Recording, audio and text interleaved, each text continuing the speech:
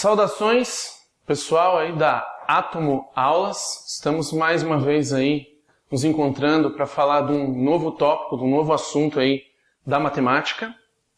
Dessa vez falaremos do tópico análise combinatória, né? Um assunto aí temido por alguns, mas a gente vai tentar desmistificar esse assunto o quanto for possível, ok? O que ocorre? A gente, em determinadas situações, somos surpreendidos aí, somos desafiados a realizar contagens, né? A gente precisa, a gente tem uma determinada situação, com algumas restrições ou não, e a gente tem que contar conjuntos que são determinados, inicialmente parece que é um pouco difícil. Por exemplo, um exemplo que a gente pode começar fazendo o estudo aí. Se a gente tem 5 homens e 4 mulheres, iniciando aí o nosso estudo.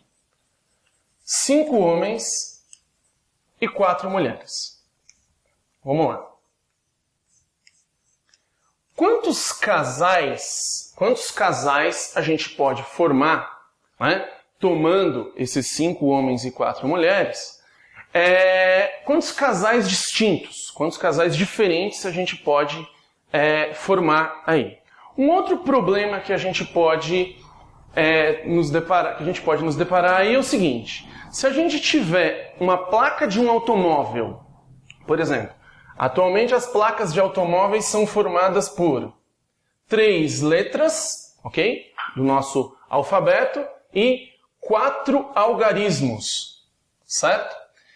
Tomando todas as letras e todos os algarismos possíveis, quantas placas a gente pode formar no total? Essas são perguntas que são muitas, né? Mas qual é a técnica que a gente vai utilizar, né? Em que teoria a gente vai se basear para realizar esse tipo de contagem? Bom, essa teoria é uma teoria chamada análise combinatória, que vai nos auxiliar a realizar contagens dessa magnitude, tá? Existem contagens que a gente nem precisa lançar mão da análise combinatória, mas as contagens mais complexas a gente vai precisar. Então, vamos pensar aqui, ó. Se eu tenho 5 homens e 4 mulheres, quantos casais diferentes a gente pode formar tomando essas 9 pessoas aqui? Bom, vamos separar isso daí da seguinte forma. Pessoal, a primeira parte do problema, né, eu posso começar escolhendo tanto no conjunto dos homens como no conjunto das mulheres, porque a ordem não vai importar, né?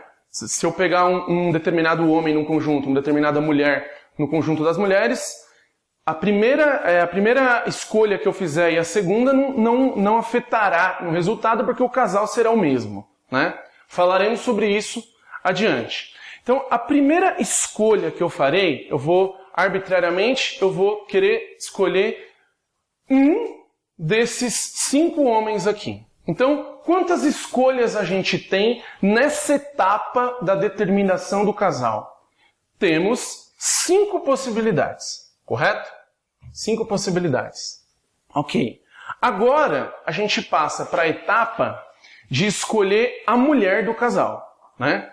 Desses casais aqui que a gente está formando. Bom, para escolher a mulher, eu vou ter 4 possibilidades. Então, nessa segunda parte, nessa segunda escolha, são 4 as possibilidades. Então, ilustrando isso num diagrama, a gente pode pensar assim, ó. Se eu tiver aqui o homem número 1, correto?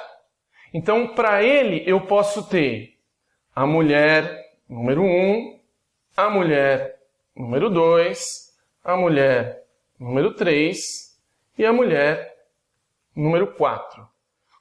Totalizando, assim, 4 casais que são formados a partir do primeiro homem, certo? E se eu colocar o homem 2 aqui, eu vou ter a relação do homem 1, do homem 2 com a mulher 1, mulher 2, mulher 3, mulher 4, formando mais 4 casais. E com o homem 3 será a mesma coisa. E aí aparece um princípio, né? Um princípio inerente aí da teoria da análise combinatória, que é o princípio multiplicativo, né? Então, para obter a quantidade de casais que a gente se dispôs a contar aí inicialmente, o que a gente vai fazer? A gente vai fazer a multiplicação, né, de 5 escolhas na primeira parte, na primeira etapa, e 4 escolhas na segunda, que vai totalizar um total de 20 casais. Ok? Então, pelo princípio multiplicativo, a gente chega à resposta de 20 casais. Acontece que esse é um problema inicial de análise combinatória, não há restrições quanto aos elementos aí dos casais que a gente está contando, então é bem tranquilo, só para vocês entenderem. Agora, se a gente passar para o segundo problema era a respeito das placas dos automóveis. Vocês se lembram? Ok. Então, usando essa mesma ideia que a gente usou aqui, tá? Das etapas de contagem, a gente vai formar aqui a placa do automóvel, né? E para essa primeira posição aqui, a gente sabe que essas 3 posições aqui são referentes a letras, né? E no nosso alfabeto temos 26 letras, caso vocês não saibam, hein? Então, para essa primeira posição aqui, quantas possibilidades teremos, né, para essa etapa aqui da resolução, para essa casa aqui? Então, a gente vai ter o quê? 26 possibilidades, né? Porque a gente quer colocar uma letra aí, então a gente tem que escolher uma dentre as 26 possíveis. Vamos para a próxima letra a ser preenchida. Existe alguma restrição para essa casa aqui? Não, não há. Podemos escolher todas as 26 letras, inclusive a que foi escolhida na etapa anterior. Então, a gente tem mais 26 possibilidades, correto? E, pelo mesmo motivo, teremos 26 possibilidades aqui também. Ok. Passamos para a parte dos algarismos, né? Dos números, dos dígitos. Então, aqui a gente tem 4 dígitos. Quantas são as possibilidades para o primeiro dígito dessa placa? São 10 possibilidades, porque a gente pode usar desde o dígito 0 até o dígito 9, ok? São 10 possibilidades. Aqui a gente tem mais 10 possibilidades, mais 10 e mais 10 possibilidades.